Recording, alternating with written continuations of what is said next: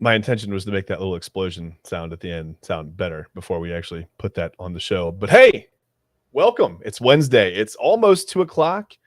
I am your host. I'm Chad Bryan. As always, I've got Ben Bales with me for the sports show with no name. Ben, how's it going today, man? Good. Good.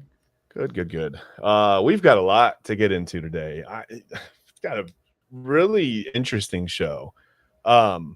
There's a lot going on. I mean, for this supposed kind of like dead period in sports where, I've told you before, and I've said it on the show before, after the college national championship, it's kind of like, it's this sort of like black hole of sports for me. Like, yeah, the Super Bowl is cool to look forward to. It's cooler if you have a team in it. Obviously, I had a team in the national championship game. That was a lot of fun watching the Buckeyes win a title. I don't have a team in the Super Bowl. I'm not a Chiefs fan. I'm not an Eagles fan. So there are things that I'm going to love to watch. I'll watch it. I mean, I'm not going to not tune into the Super Bowl, but obviously it would be more exciting if I had a team in it. So whatever. We'll talk about a little bit about the matchup. We don't want to get into the Super Bowl pregame stuff yet because that'll be next week. And we'll tell you a little more about that later in the show. But first, I want to start with headlines. The Cavs earlier this week snapped their little mini 3-game losing streak. Boy, you watch social media sometimes, and people react like it's the end of the world, right? When the Cavs lose a couple games in a row. It's not the end of the world. They've been injured. They're walking wounded. We talked about Darius Garland tonight. Yeah. They're going to take on the Miami Heat. They're 37-9. And speaking of the Heat, Ben, while we're talking about NBA stuff, Jimmy Butler won't be playing for the Heat. We know that. What is going on there? Have you read anything about? What's going on? I just think he's not happy there anymore. Yeah, I mean I guess that's pretty obvious. I guess we could have gleaned that from his reactions. He's been suspended 3 times this year. Yeah, I was gonna say, if I'm the Heat, I mean, by the way, welcome to the sports show. Do you think? Let me ask you this: do you think the Heat are handling it properly, or do you think they're handling it like unconventionally? I don't know the whole situation. I mean, I don't know the ins and outs of it. I'm not there.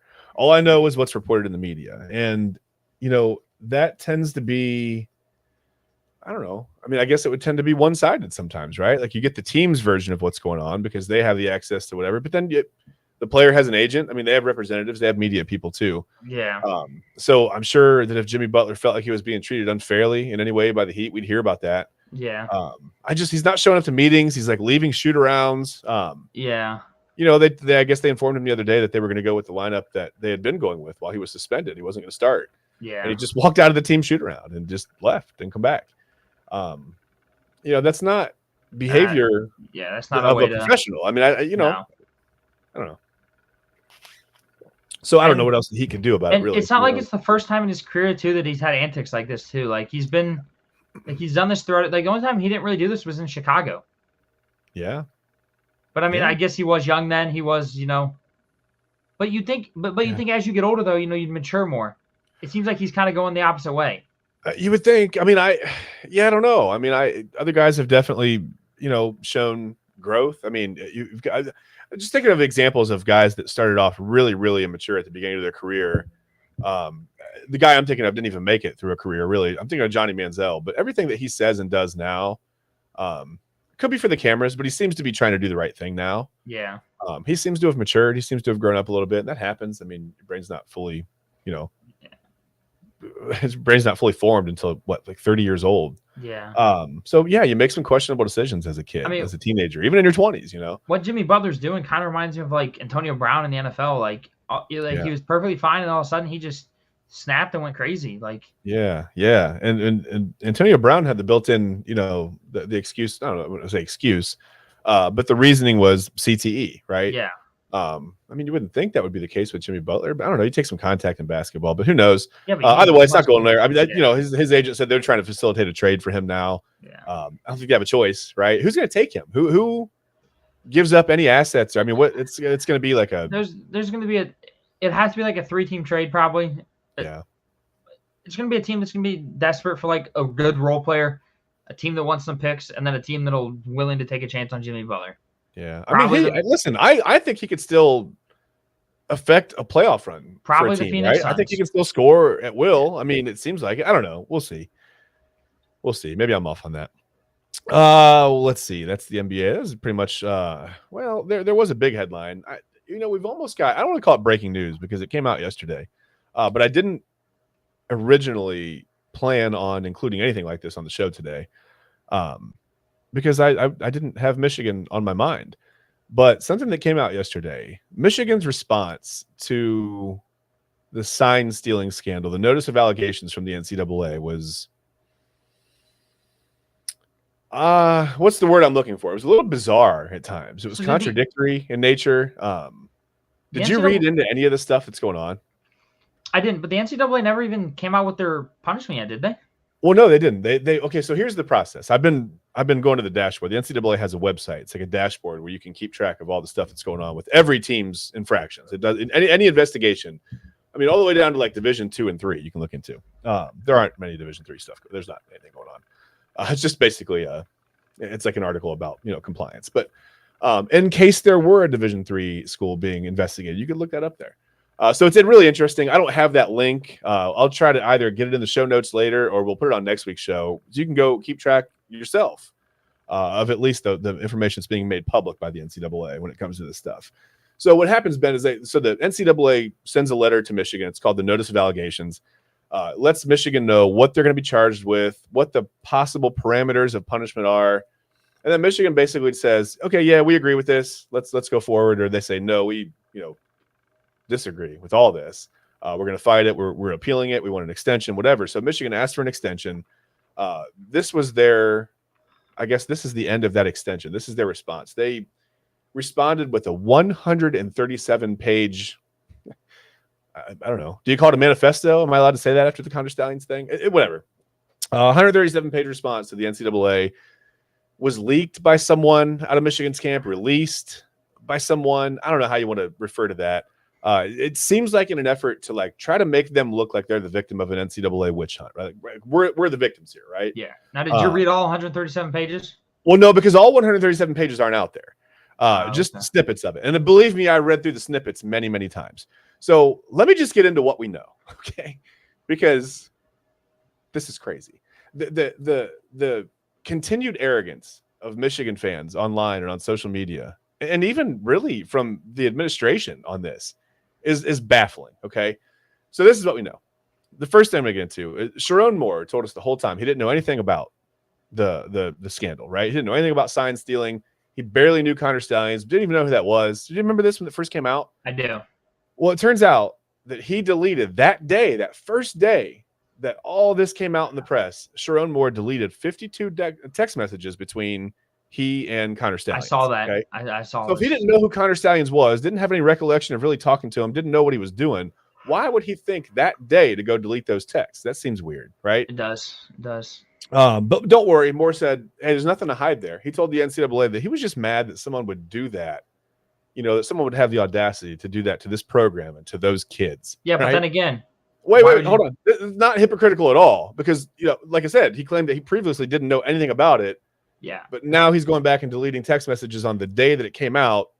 Anyway, sorry. Go ahead. No, I was just going to say, like you said, you went back and deleted all this stuff. But like you said, he didn't know Condor Stallions apparently. I didn't know him, but he thought that day to delete those text messages. What's the text message conversation?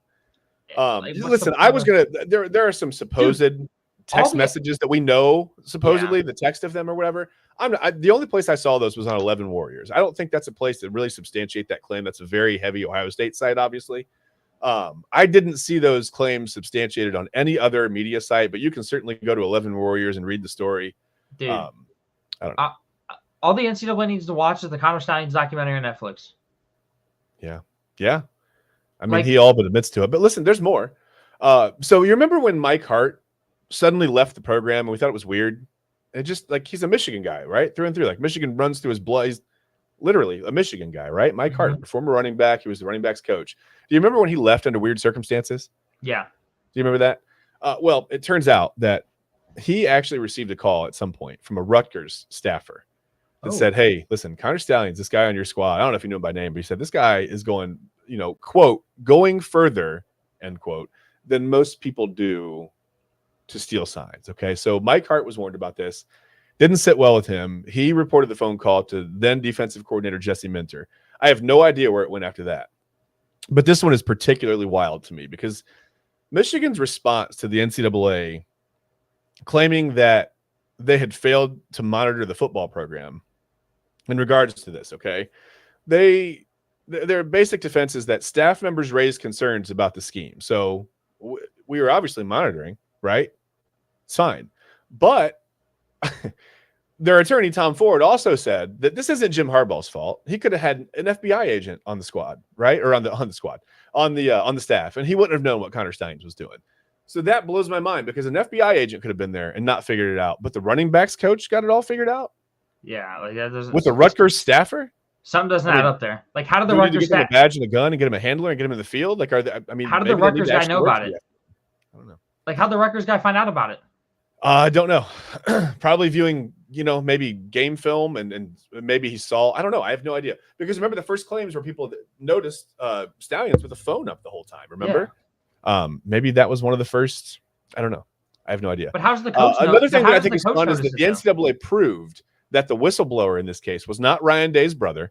Okay. It was not Ryan Day hacking into computers. Like I've seen people tell me on social media that Ryan Day is going to federal prison for hacking because he's the one. This is unbelievable. The arrogance and just the lack of common sense here and the lack of accountability blows my mind. So the NCAA knows and can prove that the original whistleblower came from within the Michigan program.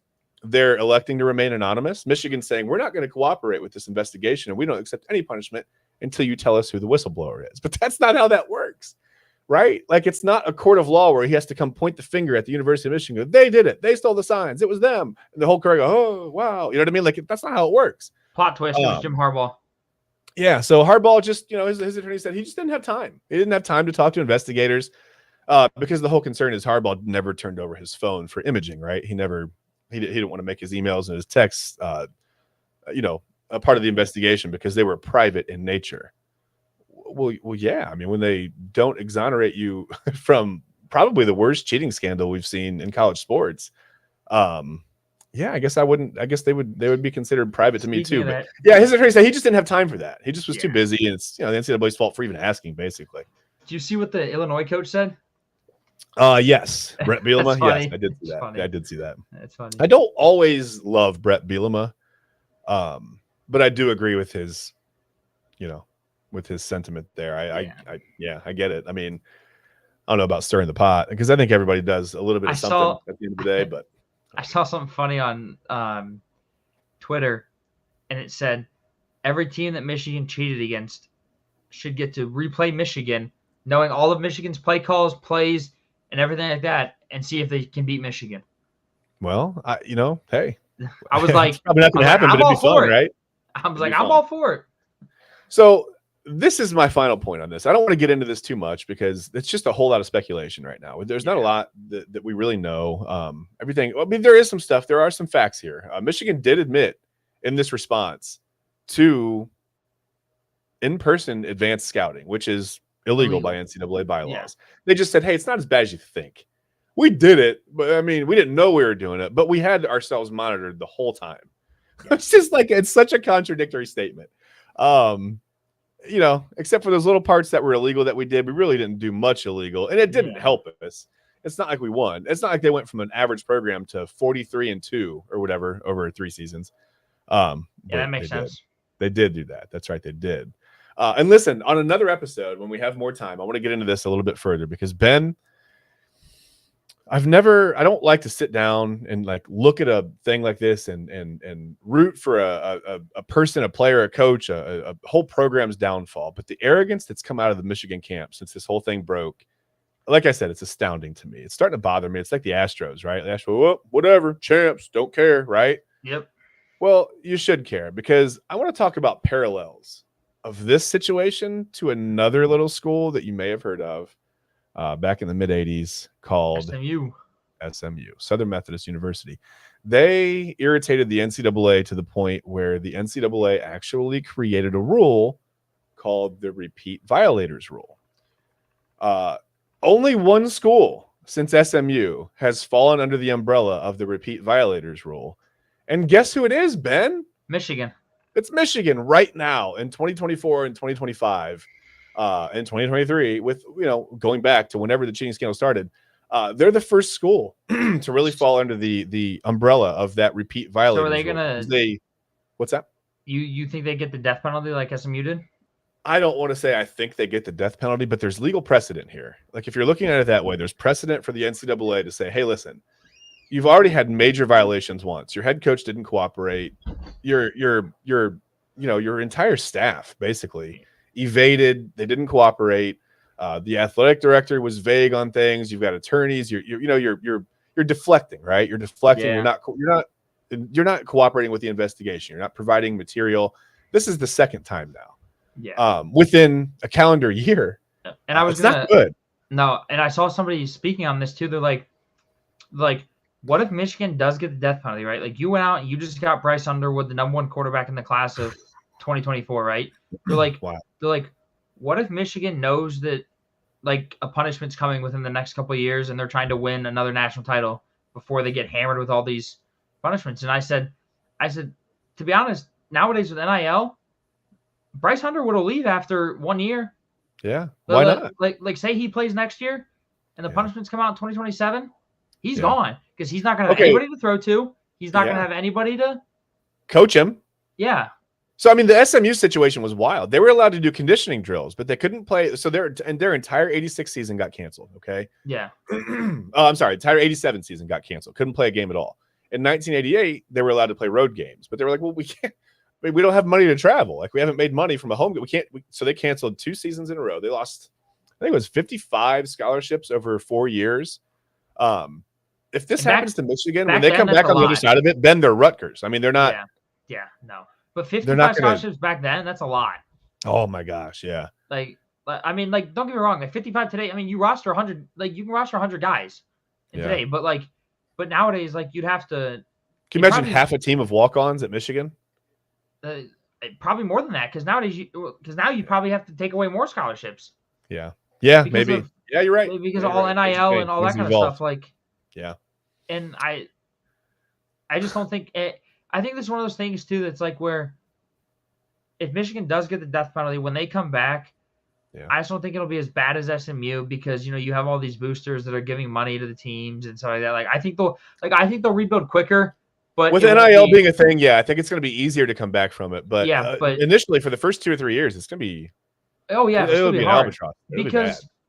Because like I think it gets to the point where I think the NCAA can take it to the boosters too, and it's like, look, like you funded this, like because Connor Stallions never said where he got the money from for all these travels. Well, yeah, I mean, there's the whole Blake Corum, business thing. There's the vacuum, but whatever. There's a lot of stuff going on there. There's a lot of stuff there.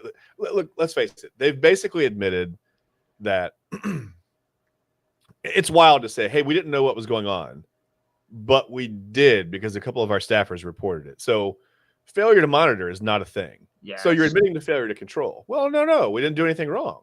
Well, you just said they're just talking themselves in circles right now. And I can't imagine that's a great legal strategy, but obviously their attorneys are they know more than I do. Yeah, it's like when the Astros said, "Oh, I don't know what they're doing." It's like when the Astros said, "Oh, all we used was a computer on our clubhouse to let us know what pitch was coming." That's literally cheating. That's literally the definition of cheating. What do you mean? Our guy didn't do anything wrong. He just paid for a lot of tickets to a lot of games and just went to see our future opponents and recorded the whole game and stole sidelines. That's perfectly fine because you can do it on TV. And snuck onto the sideline. You're not allowed to go to the games and do. Well, but it didn't even help that much. That's my favorite argument. It didn't even help that much. I mean, there's no proof. You can't show me proof that it helped. I don't know, man. I mean, there's a pretty solid turnaround there. I mean, I'll show you proof. Whenever anybody says, "Oh, well, there's no proof," I'll tell you that this is the same thing I tell every year. Ohio State ran a play that they had never ran before that year. Had never run before. Yeah. And Michigan knew exactly what was coming. Strange, huh? Like it was Cade Stover talking about it. He's like, we ran a delayed tight end screen that we had never run before. He's like, a new formation, never ran this play. He's like, never even practiced it. He goes, we just threw it into the game plan. He's like, okay, we're going to throw this at Michigan. And it was stopped for a 7-yard loss. A lot of the proof that I needed, just, you look at little clues, right? Was that video of the Ohio State Michigan game where Ohio State, CJ Stroud was the quarterback and he stepped out and they were, obviously he was getting an audible from the sideline. They were changing the play from the sidelines. Yeah. So the Michigan sideline didn't look at any of the players on the field. Every single player and coach went right to the Ohio State sideline like this. Yep. Right? And no one even looked at the field. And as soon as they were all, everybody was pointing up. Pass, pass, pass, right? Like, it was unbelievable. Everybody was in on it, man. You can't say anyway. It doesn't matter. Like I said, we'll talk about the repeat. Hold on, we'll talk about the repeat violators rule a little bit, maybe next week or on another episode. We've got plenty of time while Michigan, basically just keeps asking for appeals and extensions until the end of time. So I just want to say one last thing before we leave this development. Yeah, people say that I don't know if you realize, but during all this, you remember how Michigan's coaches all wore like armbands like they were quarterbacks? Yeah. Supposedly, the report I saw is that Connor Stallions printed out wristbands that had all the signs and told them what they were for each team and gave it to the coaches before every game. For a guy that no one claims they knew, man, he had a very important role with that team. I mean, standing right by the defensive and offensive coordinators, talking directly to Jim Harbaugh sometimes on game day. Yeah.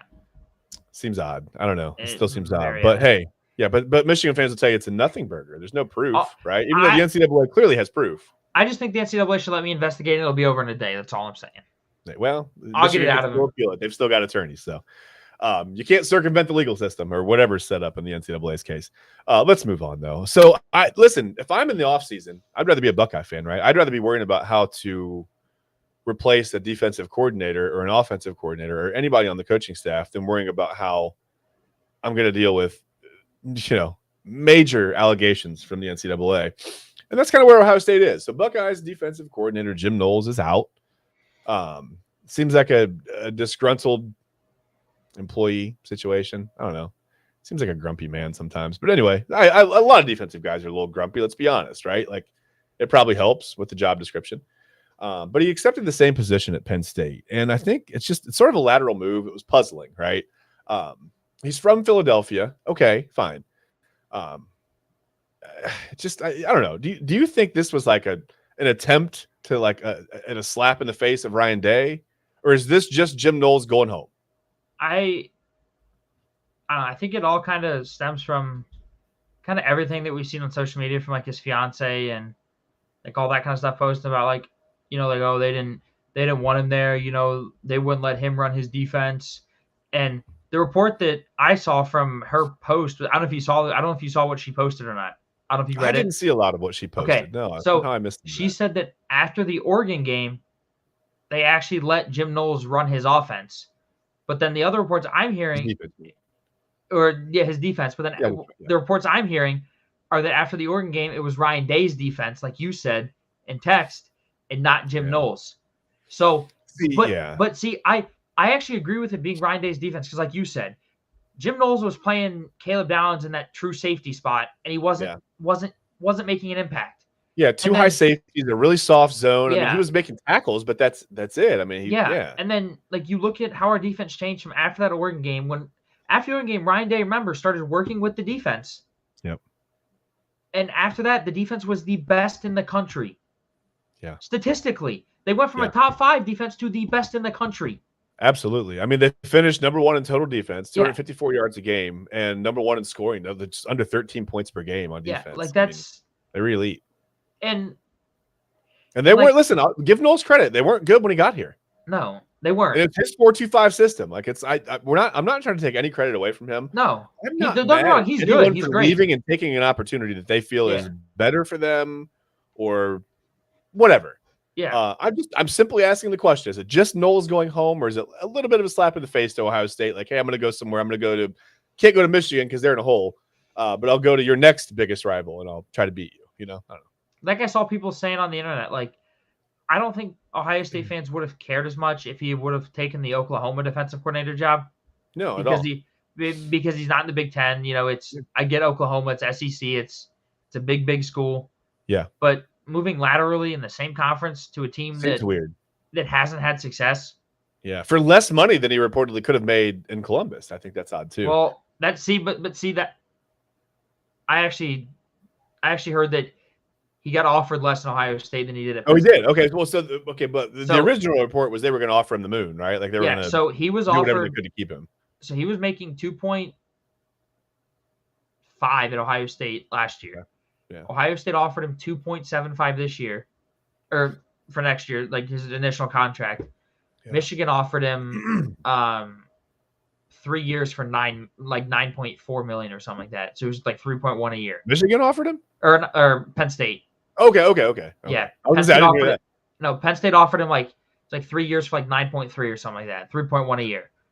So I mean, it's more money, but at the same time, like I also think Ohio State again gives you the best chance to win another national title.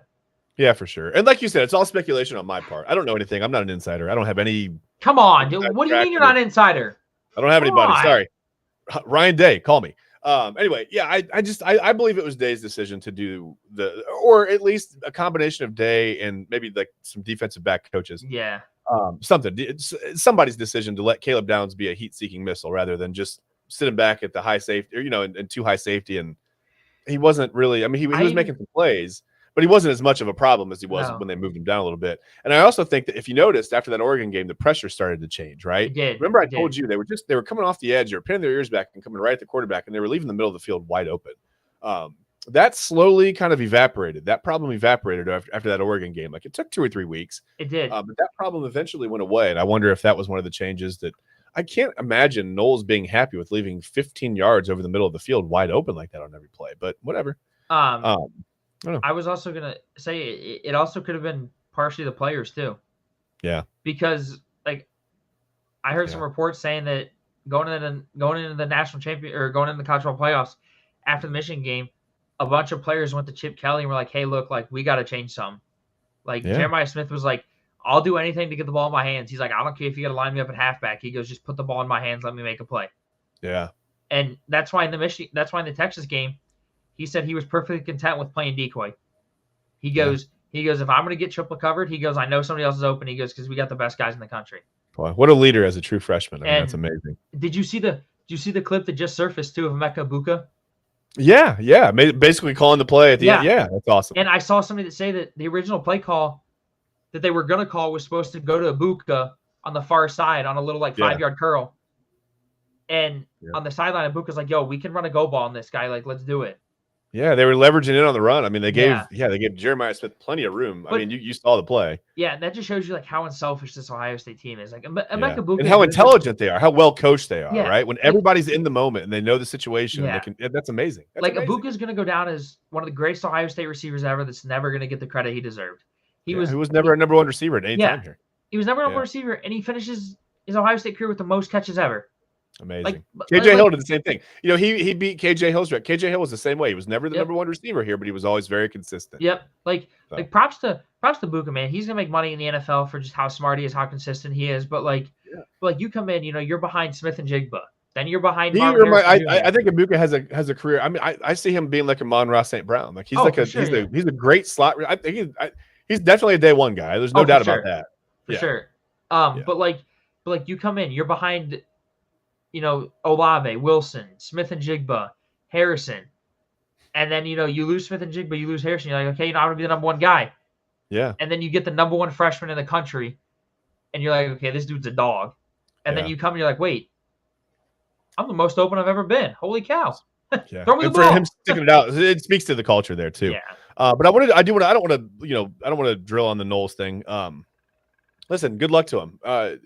He's more than allowed to make that decision to leave. He can go wherever he wants. Do we play Penn State though? That's all I'm saying. Well, gotta watch out. There'll be a little bit extra on the line for Penn or for Ohio State players. But me personally, I mean, I'm not mad at the guy. He helped turn the defense around. Yeah, no, I'm not mad at him either. Bring them a national title. For sure. Yeah. It's whatever. If he felt like he was slapped in the face and he wanted to, whatever. That's between him and Ryan Day. It'd be interesting to see who we go after though. Yeah. Well, interestingly enough, I've got a couple guys right here that have been mentioned, and I'm going to tell you a little bit about each one. Luke Fickell. Right? Yeah, Luke Fickell. Could the Buckeyes bring him back? I don't know. I mean, things have been a little tense in Madison with him, right? Like, he's kind of opened up the offense a little bit. I think people are kind of resistant to that. They just want Ron Dane back there, and they want to run 50 times a game. Yeah. They want their Wisconsin football back, right? I think with Luke Fickell, I think it could kind of be like one of those things. Like, hey, look, bring him back to Ohio State for 2-3 years. Yeah. Let him get another chance, and then let him go be another head coach again somewhere. Exactly. Let him get a little bit of a reset where he's comfortable, where he understands the expectations. Yeah. Kind of like Cliff Kingsbury taking the offensive coordinator job in Washington. He wanted to be a head coach this year, but he kind of took a step back and was like, look, I don't think I'm ready. Like, I'll let him be a coordinator Yeah. again this year. Learn from Dan Quinn again on how to be a head coach. And then he said next year he's going to pursue head coaching jobs again. Like I don't think there's Sometimes you have to anything. reassess like that. Yeah, I don't think there's anything wrong with that because Luke Fickell's a great defensive coordinator. He's going to get another shot. Yep. But here's the thing, though, is he's going to get another shot if he doesn't run himself into the ground at Wisconsin. Yes. Like, that's why I think maybe it's time to step away from there. And I agree. Like if you can't just keep having losing seasons over and over and expect to get another big time job. Yeah, and I think there's a solid chance that if he does leave, I think maybe there's a chance that Jim Leonhard gets promoted to the head coach there. But people go, hey, just go get Jim Leonhard. He's a Big Ten guy, right? He was a good player. He's a good defensive coach. Listen, I'm going to go through the reasons why Jim Leonhard makes a lot of sense first, okay? In his 5 seasons as the defensive coordinator in Madison with Wisconsin, his defense has finished in the top 5 in total defense 4 times, okay? They have let's just listen to this. Overall, okay? So overall for 5 total seasons, they rank 3rd in scoring defense, Wisconsin, at 17 points per game. They're number 1 in total yards allowed, number 1 in pass efficiency. They're 3rd in rushing defense, and they are number 1 in opponent's third down conversion percentage, okay? Fantastic numbers. They've also forced 112 turnovers. That ties for 4th over that time period. Those are all fantastic numbers. Yeah. The problem is, let's get into the problem, okay? Leonhard employs mostly a 3-4 defense. That doesn't work at a lot of schools for a couple of different reasons. One, it's not a good way to get to the NFL. You don't really hear about Wisconsin putting a lot of defenders in the NFL, right? It's offensive linemen, running backs, things like that, tight ends. You don't really hear of a lot of defense because in college, I heard Urban Meyer talking about this basically over. I watched some videos talking about the 3-4, and guys like to get out wide, right? Line up at the defensive end, pin their ears back, and go at the quarterback. That's how you get to the NFL. In the 3-4, it's just more making a problem really in run blocking for the offensive line. You just have too many guys. There are too many different assignments to try to pick up. You can really limit the run. Obviously, they're doing a good job against the pass too. But the 3-4 doesn't really work from a personnel standpoint at Ohio State. And like I said, it's hard to recruit guys into a 3-4. Usually you want to use the 3-4 if you're a little bit undersized, undermatched, which Wisconsin tends to be with all the 3-star, 2-star recruits that we talk about that they get up there. But they make it work scheme-wise. That's fantastic. I just don't know that Leonhard is a great fit for Ohio State. I was gonna say a joke saying, the man, he fit perfectly under Mike Tomlin. Hey, maybe that's a route for him. I see Leonhard staying more with the college game, to be honest with you. No, I was just joking because Mike Tomlin runs a 3-4 and refuses to change. Right. I mean, that's what I said. Maybe that's a spot for him one day. But I think the Buckeyes look internally. I think like Tim Walton or Matt Guerrieri. I don't know. I just think they look internally. Did someone say Nick Saban? What?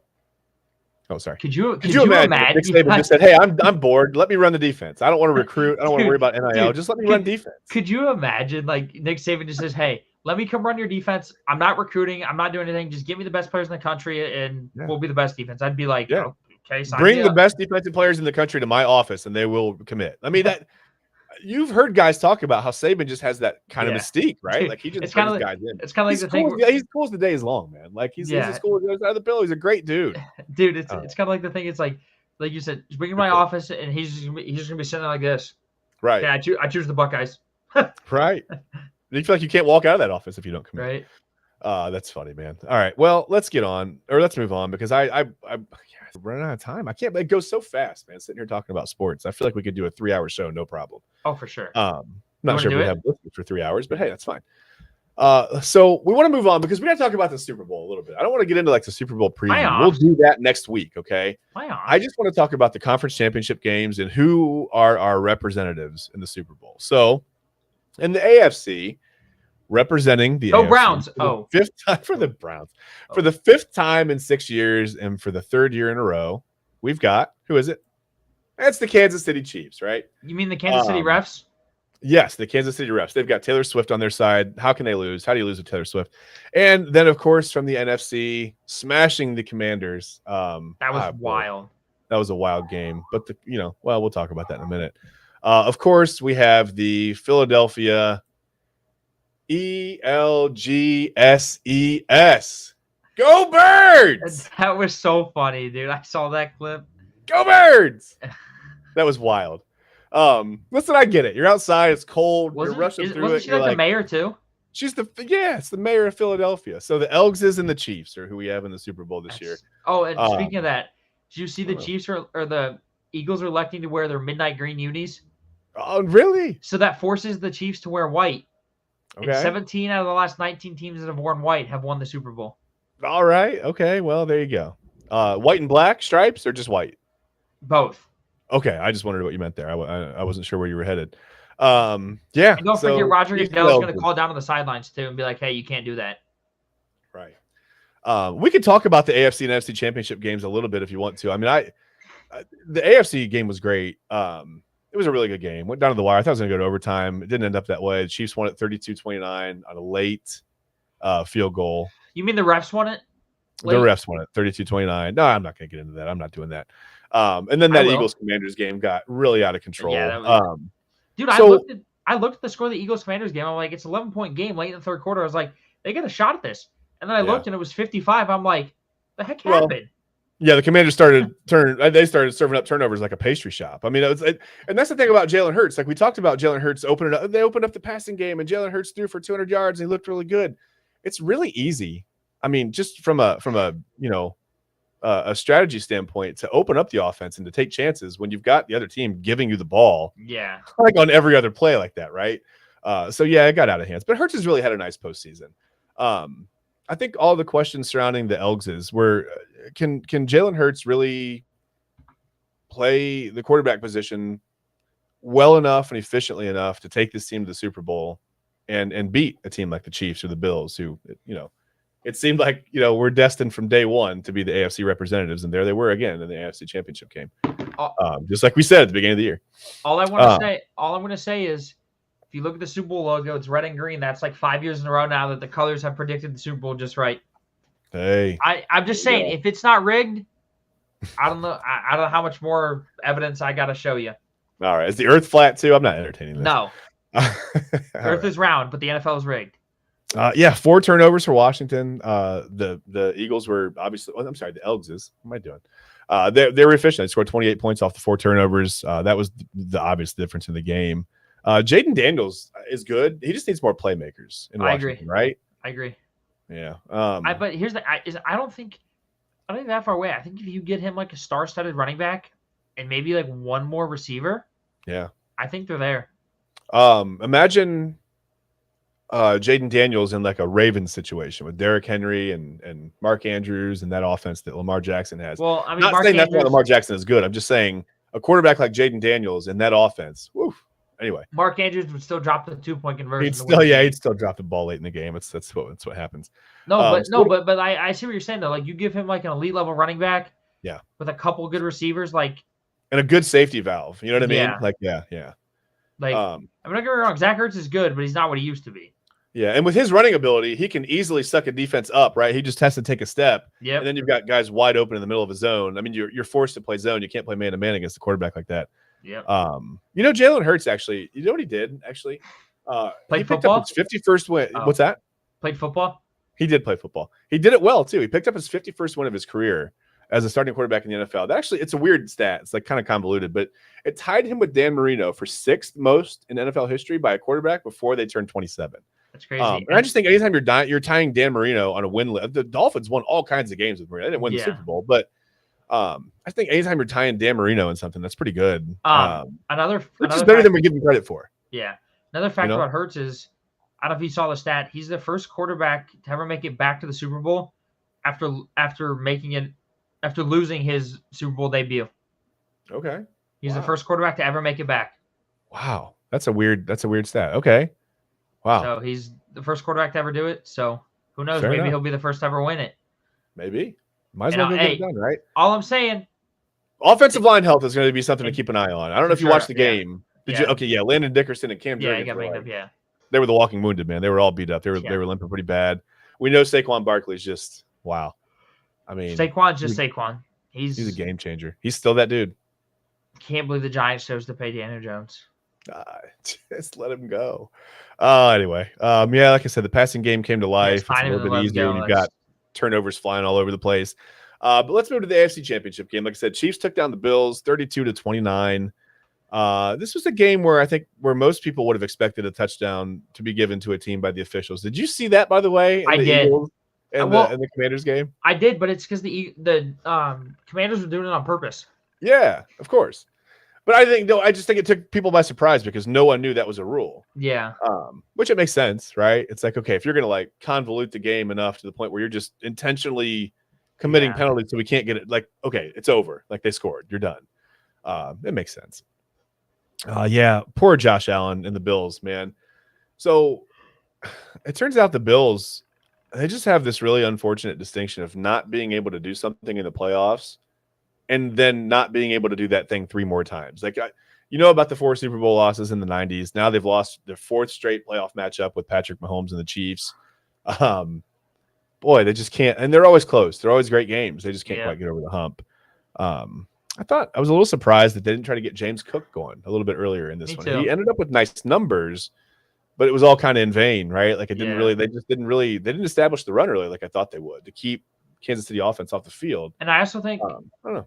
I also think in all these, I mean, obviously, I got really no room to talk, because I'm not an NFL offensive coordinator, but yeah, I just think that in these games, why are you on the show? I just think that in these games, like Josh Allen is trying to outduel Patrick Mahomes. Like you're not gonna win that. I mean, the only quarterback that's done it was Joe Burrow, but he also had some of the best weapons ever. Yeah. But I think, but like if I used to have a defense there, by the way, in Cincinnati. And if I was the Bills, like I'd be using Josh Allen's legs more. Like I get you don't want to get him hurt, but the dude is a physical specimen. He's 6'5", 240 pounds. Well, they used his legs, and he seemingly picked up a first down. Yeah, and I'm not saying you got to be like Lamar Jackson and run the ball 20 times, right? But get out, run some speed options, run some quarterback reads, some bootlegs where he just pitches it last second. Like he doesn't have to run the ball. Something to create some room eventually to throw in the middle of the zone. Like you gotta create. You gotta let him. You gotta pull a defense one way to work another way, right? You gotta be a play. You gotta let him be a playmaker with his feet. Like I get he's got incredible arm talent, but he's also got incredible. He's also incredibly athletic. Let him use that athletic ability. Yeah. Like he is boy, if they never get to a Super Bowl, he's going to be probably Dan Marino. Well, yeah, I mean, he'll be one of the best quarterbacks to never play in a Super Bowl. Yeah. He's criminally underrated sometimes. I mean, he doesn't get the credit he deserves because they haven't been to the Super Bowl, but I mean, see, that's kind of the knock on Burrow is like, oh, Burrow made it to the Super Bowl but didn't win it. Now, if he never gets back there, it's going to be like, okay, he made it to the Super Bowl, but he never won it. Is he really that good? He'll be another statistic, but no, I mean, I think Burrow is amazing. I mean, think about the guys that you have up for MVP. They were vying for MVP in the AFC this year, and it's just wild. I mean, everybody has a legitimate stake. I mean, not just the AFC, but the NFL overall. I don't know why I said the AFC, but everyone has a legitimate. I mean, it's all the AFC quarterbacks, man. Like, I mean, Burrow, you've got Lamar Jackson, Josh Allen. I mean, they're all right there. And then Saquon Barkley was unbelievable. I don't know. It's tough. So what do we know about the Chiefs? Let's going forward. We know the Elgses have their things. The Chiefs have Andy Reid, Patrick Mahomes. That's enough to win a lot of football games. More importantly, they've got Taylor Swift on their side. I think sometimes, man, I don't know. Like I look up in the loge, and I think they show her so much. You ever notice how much they show the offensive and defensive coordinators up in the booth? Yeah, not on the field. I think sometimes I think she's calling that defense. Do you think? Well, I think if she's calling it, I think Travis Kelce might be out there. Well, yeah. Well, she's obviously not calling the offense because I think they would throw to him a little more if she was. That's a conflict of interest. Okay, I want to ask you this. Yeah. The Chiefs three-peat. They'll be the first team to ever do it. Well, yeah, but does Travis Kelce retire? Does he go out on top? I don't know. Maybe. I mean, his brother hinted at it, so. Yeah, maybe. I don't know if he saw that or not. You think he's looking at what Jason's doing and he's like, man, I'm just like a little jealous of this. Like, hey, he's living the life right now, right? I mean, dude, he's got the personality for it. Yeah, he does. He absolutely does. Like, Jason was like, I don't know if you saw the clip that Jason said, but Jason was like, he's like, obviously, I want to root for the Eagles, because I played for them. He goes, but I also want to root for my brother because I don't know how many more he's got left. Yeah. What a spot to be in, right? It's a weird spot. And a lot of close friends for Jason Kelce on that Eagles team too. That's weird. Man, the Chiefs. Listen, the Chiefs are really good in close games. They're very, very good in close games. They're 11-0 in That's one-score crazy. games this season. 11-0 in one-score games this season, and they've won 16 straight overall. That's wild. That's unbelievable. I think that's why people say, hey, sometimes the officials might, nudge a little something their way. But really, it's veteran leadership. It's coaching. No, the officials do. Well, maybe. I don't know. But it's being prepared for those situations. You still have to be prepared and take advantage of get those opportunities, right? God, they're really good. They're really good in close games. So if it's a close game, look out, Philadelphia. You want to blow them out, or it's nothing. Now they'll just be another. They've been in 5 of the last 6 Super Bowls, and like I said, they'll attempt to become the first team to three-peat in the actual modern Super Bowl era.